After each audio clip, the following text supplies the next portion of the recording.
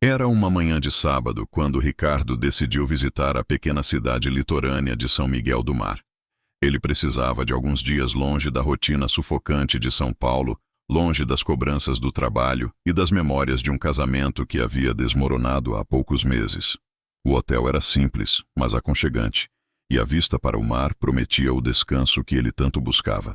Naquela primeira manhã, ele caminhou sem rumo pelas ruas de paralelepípedo, observando as casas coloniais coloridas e os pescadores que retornavam com suas redes cheias.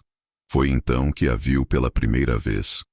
Ela estava sentada em um banco de praça, os cabelos escuros balançando suavemente com a brisa marinha, os olhos fixos em um livro que parecia antigo. Havia algo nela que o fez parar, uma beleza que não era apenas física, mas algo mais profundo, quase etéreo.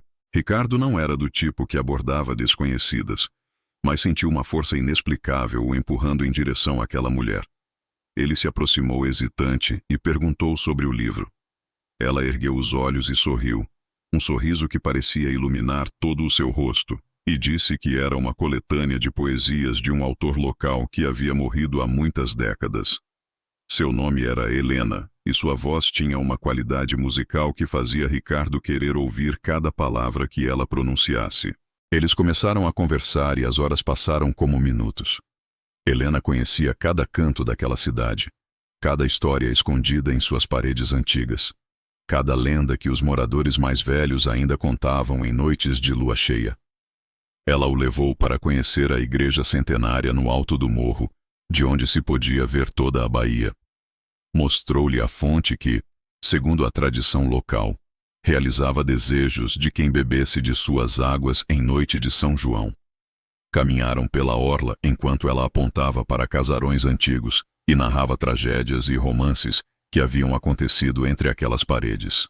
Ricardo estava encantado, não apenas pela cidade, mas principalmente por Helena. Ela tinha uma forma de ver o mundo que era ao mesmo tempo melancólica e esperançosa, como se carregasse dentro de si saudades de algo que ele não conseguia compreender. Em determinado momento ele pediu para tirarem uma foto juntos. Ela hesitou por um instante. Algo passou rapidamente por seus olhos, uma sombra que desapareceu tão rápido quanto surgiu, mas então concordou com um sorriso. Ricardo enquadrou os dois na tela do celular, o mar ao fundo, e registrou o momento. Quando o sol começou a se pôr, pintando o céu de tons alaranjados e rosados, Helena disse que queria apresentá-lo à sua família. Ricardo ficou surpreso com o convite, afinal haviam se conhecido há apenas algumas horas. Mas havia algo naquela mulher que o fazia querer dizer sim a qualquer coisa que ela propusesse. Eles caminharam por ruas cada vez mais afastadas do centro turístico, entrando em um bairro onde as casas pareciam mais antigas e menos cuidadas. A casa de Helena ficava no final de uma rua sem saída, cercada por um jardim que, apesar de um pouco selvagem, tinha uma beleza própria. A construção era um sobrado antigo, com janelas de madeira pintadas de azul desbotado e uma varanda que circundava toda a frente. Quando entraram, Ricardo foi recebido pelo aroma de café fresco e bolo de milho. A mãe de Helena, uma senhora de cabelos grisalhos e olhos bondosos, o abraçou como se o conhecesse há anos. O pai, um homem de poucas palavras mas sorriso fácil, apertou sua mão com firmeza. Havia também uma irmã mais nova, que tinha os mesmos olhos profundos de Helena, e um irmão que tocava violão em um canto da sala. A família o acolheu com uma hospitalidade que Ricardo não experimentava há muito tempo. Eles conversaram sobre a cidade, sobre a vida de Ricardo em São Paulo, sobre sonhos e decepções. O café era o melhor que ele já havia provado, forte e aromático, servido em xícaras de porcelana que pareciam relíquias de família. O bolo de milho derretia na boca, e a cada mordida, Ricardo se sentia mais em casa naquele lugar estranho. As horas passaram entre risadas e histórias, e quando ele olhou para Helena, iluminada pela luz amarelada das lâmpadas antigas, sentiu algo que não sentia há muito tempo. Algo que se parecia perigosamente com felicidade. Quando a noite já estava avançada, Helena disse que o acompanharia de volta ao hotel.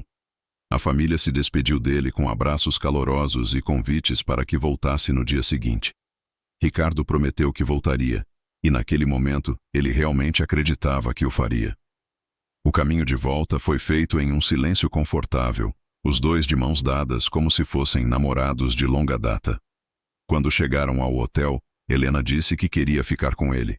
Ricardo não teve forças para recusar, nem queria ter. A noite que passaram juntos foi como algo saído de um sonho. Helena era ao mesmo tempo apaixonada e melancólica, presente e distante. Em alguns momentos, Ricardo tinha a sensação de que ela estava se despedindo, mas afastava esse pensamento como paranoia. Eles adormeceram entrelaçados, e Ricardo não se lembrava de ter dormido tão bem em anos. Quando o sol da manhã invadiu o quarto através das cortinas finas, Ricardo acordou com um sorriso nos lábios.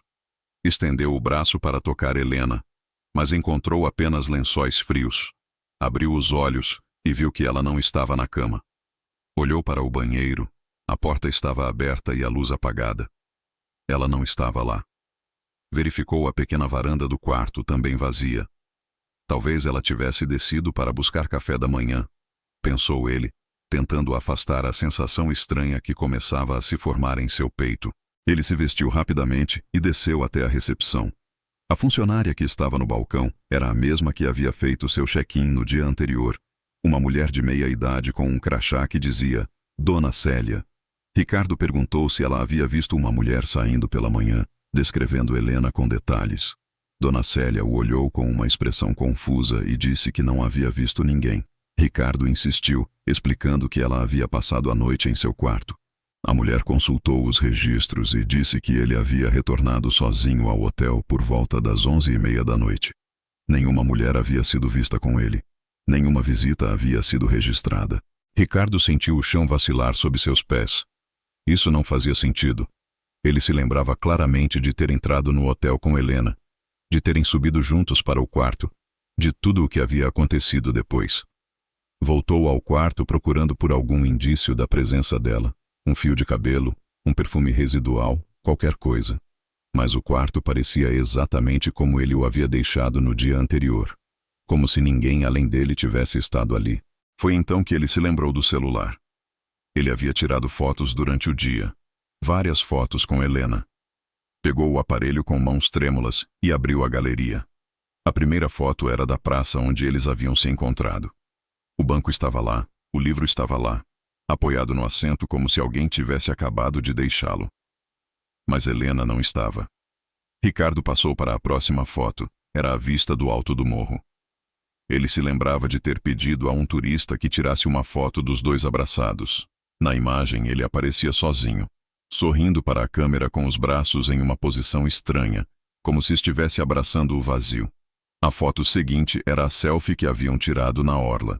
Ricardo aparecia sorrindo, o mar ao fundo, mas ao seu lado havia apenas o céu e a areia.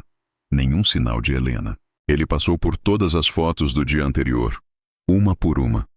Em cada imagem onde Helena deveria estar, havia apenas ausência. Paisagens vazias, selfies solitárias, momentos que ele lembrava vividamente de ter compartilhado com ela, mas que as fotografias mostravam ter vivido sozinho. O desespero começou a tomar conta dele.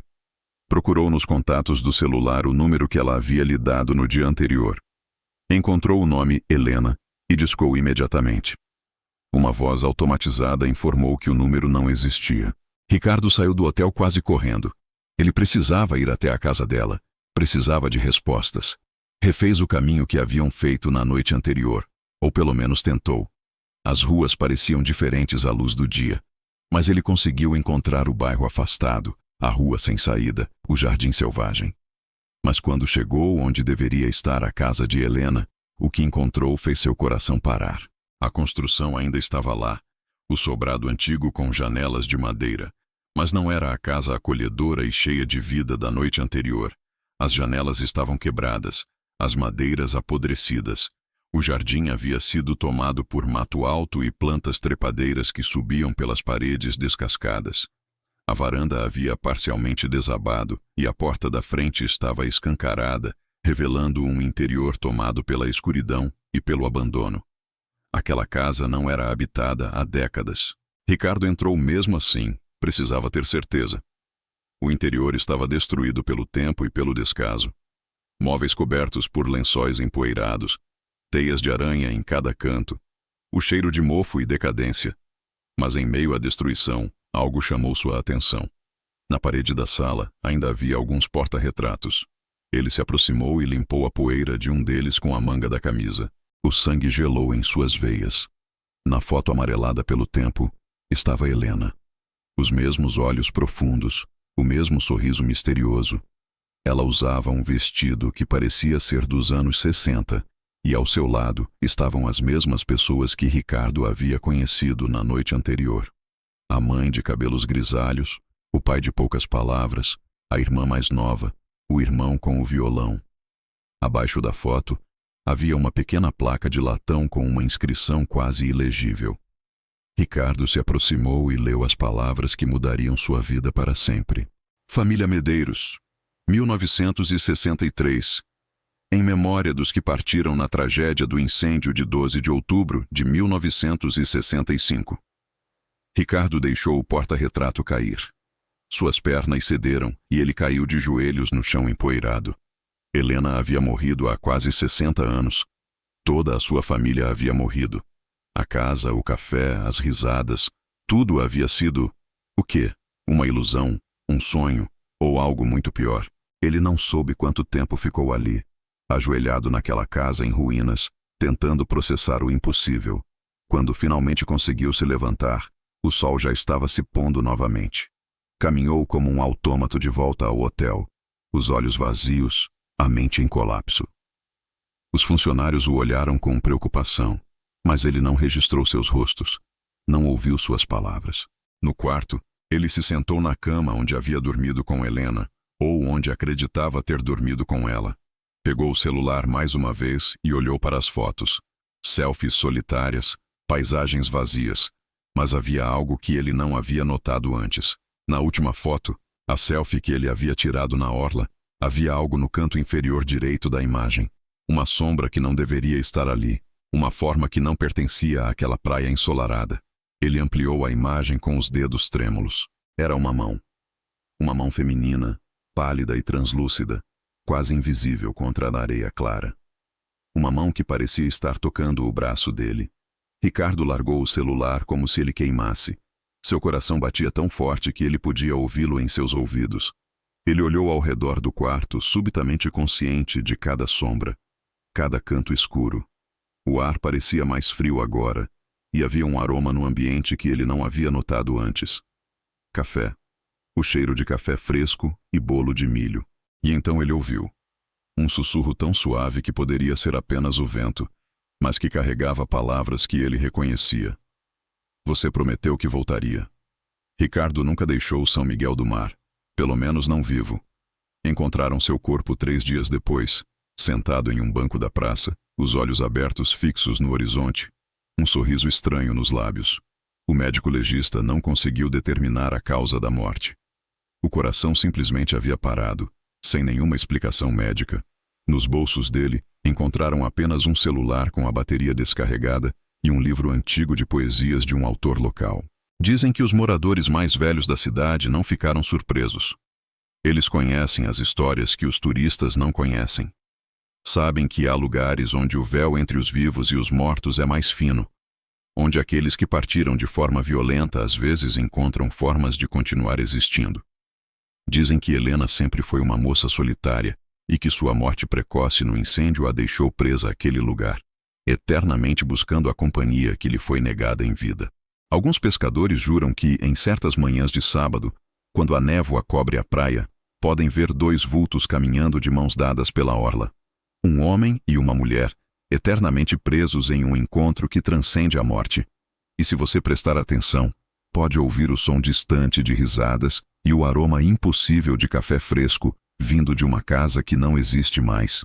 A verdade é que algumas histórias de amor são fortes demais para terminarem com a morte. E algumas mortes são apenas o começo de uma história que nunca terá fim.